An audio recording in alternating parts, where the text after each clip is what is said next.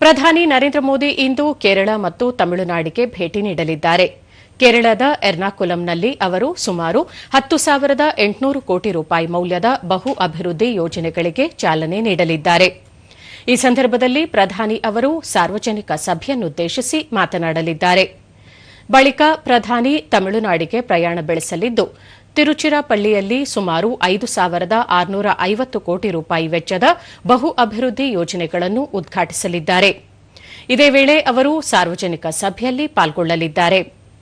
Petroleum ಮತ್ತು ನೈಸರ್ಗಿಕ ಅನಿಲ ಮೂಲಸೌಕರ್ಯ, ಗ್ರಾಮೀಣ ಸಂಪರ್ಕ ಮತ್ತು ಹೆದ್ದಾರಿ ಅಭಿವೃದ್ಧಿ ಯೋಜನೆಗಳು ಇದರಲ್ಲಿ ಸೇರಿರುತ್ತವೆ.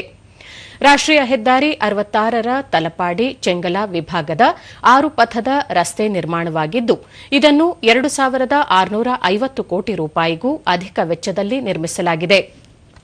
ಇದು ಮುಂಬೈ ಕನ್ಯಾಕುಮಾರಿ ಆರ್ಥಿಕ ಕಾರಿಡಾರ್ನ ಭಾಗವಾಗಿದೆ.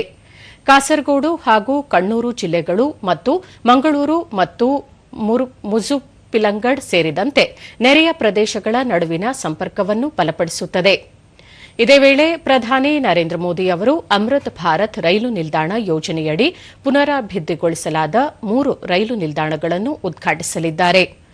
ಅಲ್ಲದೆ ಪ್ರಮುಖವಾಗಿ 2 ಅಮೃತ್ ಭಾರತ್ ರೈಲುಗಳು, 2 ಎಕ್ಸ್ಪ್ರೆಸ್ ರೈಲುಗಳು ಹಾಗೂ 1 ಪ್ಯಾಸೆಂಜರ್ ರೈಲುಗಳಿಗೆ ಹಸಿರು ನಿಶಾನೆ ತೋರಲಿದ್ದಾರೆ. ಈ ಹೊಸ ರೈಲು ಸೇವೆಗಳು ತಮಿಳುನಾಡು, ಕೇರಳ, ಆಂಧ್ರಪ್ರದೇಶ, ತೆಲಂಗಾಣ, ಒಡಿಶಾ ಮತ್ತು ಜಾರ್ಖಂಡ್ನಾದ್ಯಂತ ಲಕ್ಷಾಂತರ ಪ್ರಯಾಣಿಕರಿಗೆ ಪ್ರಯೋಜನವಾಗಲಿದೆ.